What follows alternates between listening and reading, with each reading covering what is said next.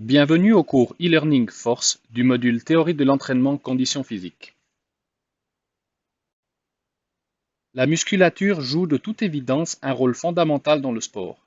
Cette présentation vise à expliquer comment sont construits et comment fonctionnent les muscles squelettiques striés. Nous distinguons trois sortes de tissus musculaires: les muscles lisses du tube digestif, le muscle cardiaque et les muscles squelettiques.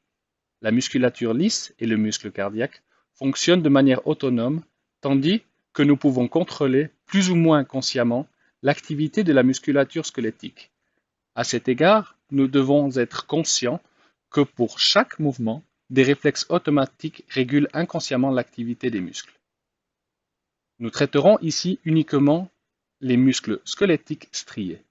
Les stries transversales des fibres musculaires, respectivement des myofibrilles, sont uniquement visibles sous microscope à fort grossissement. Les chaînes musculaires sont les grandes unités fonctionnelles du système nerveux et musculaire.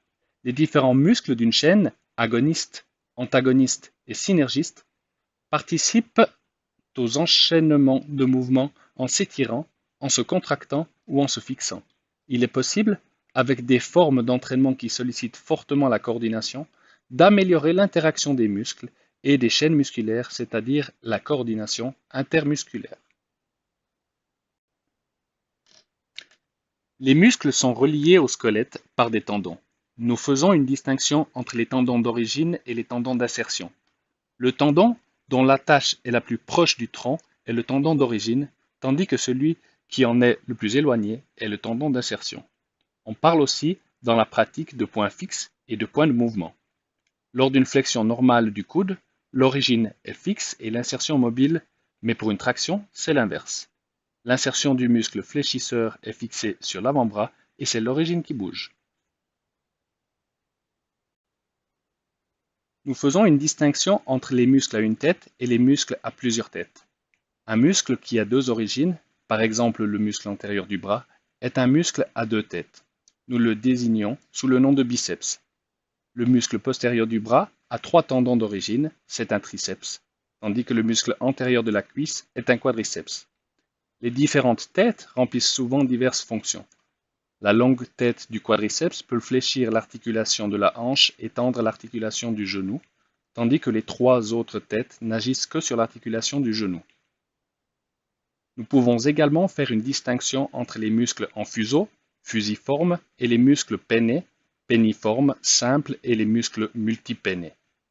Les muscles fusiformes remplissent avant tout des fonctions motrices, tandis que les muscles penniformes réalisent plutôt un travail de maintien. Un muscle est composé d'éléments contractiles et élastiques. Les sarcomères, avec leurs filaments d'actine et de myosine, forment la partie contractile. Ils peuvent se raccourcir activement. Les tendons et les fascias font partie des éléments élastiques. Ils peuvent être étirés par des forces extérieures ou par l'activité des éléments contractiles agissant comme une plume qui se rétracte si la résistance extérieure diminue ou disparaît. Nous utilisons cette combinaison de composantes contractiles et élastiques lorsque nous effectuons un mouvement d'élan ou lorsque nous activons, en plus, dans un mouvement d'étirement-raccourcissement, le réflexe d'étirement. La force d'un muscle dépend de la coupe transversale des fibres musculaires sollicitées. Nous pouvons faire une distinction entre une coupe transversale anatomique et une coupe transversale physiologique ou fonctionnelle. Pour les muscles fusiformes, la coupe transversale anatomique correspond aussi à la coupe transversale physiologique. Pour les muscles penniformes, la coupe physiologique est plus grande que la coupe anatomique parce que la somme des sections transversales de toutes les fibres musculaires est plus grande que celle des muscles fusiformes.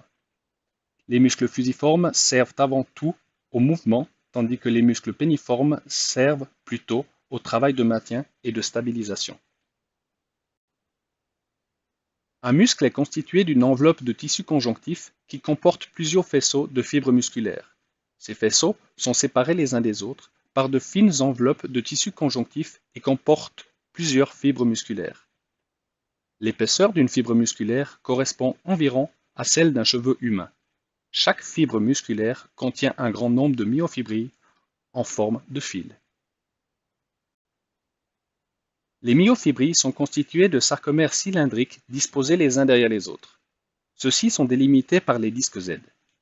Les myofilaments d'actine et de myosine se chevauchent dans les sarcomères, intégrant ainsi les fins filaments d'actine dans les disques Z. Les myofibrilles doivent leur aspect strié à la disposition spécifique des myofilaments. Le raccourcissement d'une fibre musculaire résulte du fait que les sarcomères couplés en série raccourcissent les myofibrilles. Les sarcomères se raccourcissent du fait que les filaments de myosine interagissent avec les filaments d'actine. Ce faisant, les filaments de myosine entrent en contact, par leur tête de myosine, avec les filaments d'actine. Ensuite, les têtes de myosine se déplacent le long des filaments d'actine en direction des disques Z, de telle façon que les myofilaments glissent ensemble. Le processus de raccourcissement est obtenu par l'énergie chimique sous forme d'ATP. Les têtes de myosine, bêtes de somme des fibres musculaires, transportent par leur activité l'énergie biochimique en énergie biomécanique. Le potentiel de force d'un muscle est proportionnel à la section transversale de la fibre musculaire, respectivement de la masse musculaire. Sous l'effet de l'entraînement hypertrophique, la masse musculaire grossit, créant de nouvelles myofibrilles dans les fibres musculaires. Le nombre de têtes de myosine augmente de pair avec le nombre de myofibrilles, augmentant ainsi le potentiel de force du muscle. Le nombre de fibres musculaires pouvant être recrutées simultanément dépend ensuite de la coordination intramusculaire. Le potentiel de force que nous déployons dépend du nombre d'unités motrices recrutées de manière synchronisée par le système nerveux. La capacité de recrutement et de synchronisation peut être améliorée par l'entraînement de la coordination intramusculaire. La contraction est déclenchée par la libération d'ions calcium contenus dans le réticulum sarcoplasmique. Les ions calcium libèrent les sites de fixation pour les têtes de myosine sur les filaments d'actine de façon à ce que les filaments de myosine puissent interagir avec les filaments d'actine. Les fibres musculaires sont réunies en faisceaux de fibres musculaires par des enveloppes de tissu conjonctif. Chaque fibre musculaire est composée de nombreuses myofibrilles. Les sarcomères, avec leurs myofilaments d'actine et de myosine, sont les plus petites unités fonctionnelles des myofibrilles, respectivement, de la fibre musculaire. Pour que les myofilaments puissent interagir, il faut que le système nerveux produise une impulsion. Il libère ainsi les ions calcium qui déclenchent à leur tour le processus de contraction. Au nom de la formation des entraîneurs suisses, je te remercie pour ton attention.